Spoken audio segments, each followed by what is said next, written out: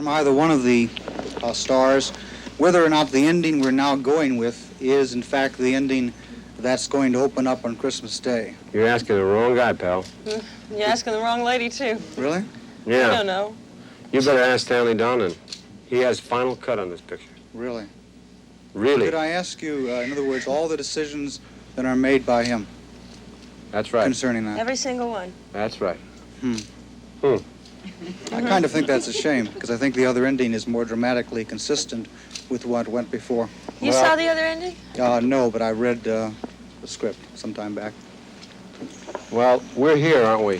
Which is, Yeah. I think, I don't have that much to lose by being here. I happen to think she probably would have gotten an Academy Award nomination had they gone with the other ending. And she's here, which says what kind of lady she is and what kind of an actress she is and how much she, what a professional she is. We don't have any say about how the picture ends or how it was cut. But she's here answering your questions. Sweet!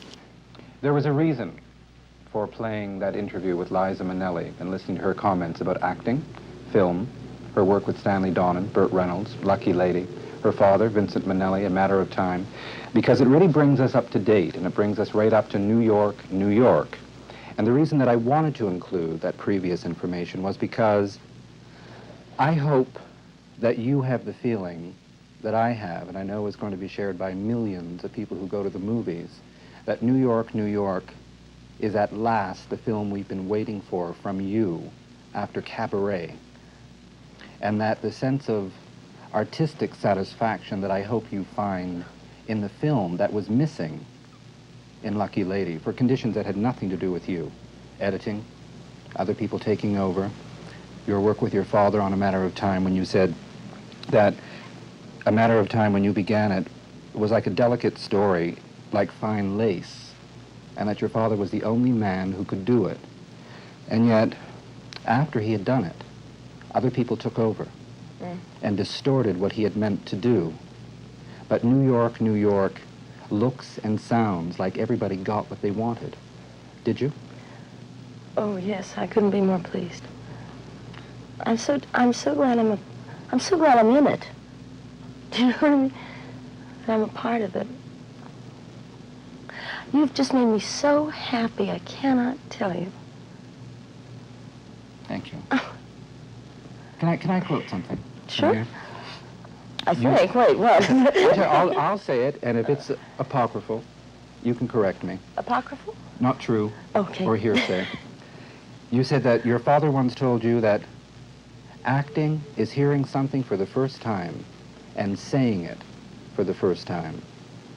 And that if somebody looks at you and says, "What time is it?" and you know the line is, "It's 4 o'clock," you've got to be able to say it's 4 o'clock as though it's the first time anybody ever said, "What time is it?" And I feel that right from the opening of New York, New York, when you're sitting in the bar in your WAC uniform, that you're waiting for the first time for a fresh guy to come on to you. And it's just that feeling of imagining your father, who is one of the greatest film directors that ever came out of Hollywood, saying it's hearing something for the first time. And I wonder if that's always with you when you're working. Well, the extraordinary thing about this film was that in many cases, it was the first time I was hearing it for the first time. And it was the first time that I was saying it for the first time, because it's a great deal of improvisation, which, if it's good, is really talking to each other, and yet remaining in character. And De Niro is a master at that, you know. And Martin Scorsese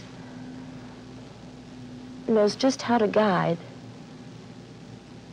you through improvisation, because it's not just rattling away at each other. So it came true that rather than having to concentrate on that many times in the film, it really did happen. But because we didn't have much of a script when we started. But later on, you know, we had marvelous people, Martin, and Marty's wife, who's a fabulous writer, Julia Cameron, Scorsese. And it all seemed to come together. Everybody tried so hard. I hope it's a success. I'd like to say something and wait until a year from now and repeat this interview on television and say a year later that you got the Academy Award for New York, New York, that you missed getting for Lucky Lady. Oh, my because nerves. the ending and the drama that was a part of the performance wasn't there for the public to see. But more important about New York, New York, there's a sensation of something full circle in your private and professional life about being in New York, New York, because I remember when you and your husband, Jack Haley Jr., threw what has become a legendary party in Hollywood at Ciro's. You went down to the basement in Ciro's. Yeah. You found all of the original matchbooks. Yep. You found the original glasses. Yes. You said, there are a lot of people in this town who would like to meet a lot of people, but people don't go out. And if Jack and I are going to have a party once a year, we'll do it the right way. So you opened the central casting book, you invited everybody you could think of, and you recreated the 40s in Ciro's. And here you are in New York, New York, recreating the 40s. But, you know, the funny thing about that party that we gave at Ciro's was, like you said, I went through the Actors Guild thing, the book, and I invited everybody I'd ever admired. And I found something out. People don't go out in Hollywood a lot because a lot of people don't ask them. You're always so worried that you're bothering somebody, you know, that you end up sitting home alone. So what was nice was to see all these beautiful people together and the glamour, which is something that Hollywood invented. Now, to suddenly be able to look up on the screen and see that glamour and be in it, it's like the opening of the picture. But you know what I thought was wonderful when you said that you found out that evening that celebrities like looking at other celebrities. And you went to a table and you took a group of people and said, come with me, you won't believe who's sitting all together at one table. You went over and suddenly you had Cary Grant, Fred Astaire, Alice Cooper, your father. You turned around and the friends who were gawking with you were Elizabeth Taylor, Johnny Carson, and Gene Kelly looking at other celebrities. They shoved their way across the dance floor where we were standing, just looking. You know, when you were talking about your life with your husband, Jack Haley, and beyond the obviousness of loving each other, you said that one of the reasons Jack and I get along so well is that we both have complete and absolute affection for Hollywood and what Hollywood means. And when your father, for the first time, saw That's Entertainment, he turned to you and he said he wanted to thank your husband because he had let us remember what we'd like to think it was, meaning Hollywood. And I think for you to be the wife of a man about whom your father could say that has to be full circle for one life. Well, I don't know. I think I married probably one of the nicest, funniest, kindest man in the world. You know? I lucked out on that one. I really did. And Irish yet. True. And left-handed. Yes. I'm not sure what that has to do with New York, New York. Oh, Jack was so funny when he saw this movie because we worked so hard, you know, 22 weeks of doing it day and night and day and night. And he saw it, and he and Marty are close friends, and he said, well, you can't stop it now. Marty looked at me. He said, no, it's rolling right along, isn't it? Nothing's going to stop this one. Liza Minelli is with us, and we've been talking about New York, New York, and her work in it. There's something I'd like to bring up about your director and the film, because someone once made a great comment about him and said that what he did with actors was create an atmosphere of controlled permissiveness. Absolutely. And that improvisation was a very integral part of working with him. Yes. And yet, after the improvisation, and suggestions and working together that you could sit down and do exactly what it was that had been created with each other. Did that happen on New York, New York? Was it a set script? Well, no. We had one script, but the original writer had to go on to another project. So we didn't have a final script. And that's how we started.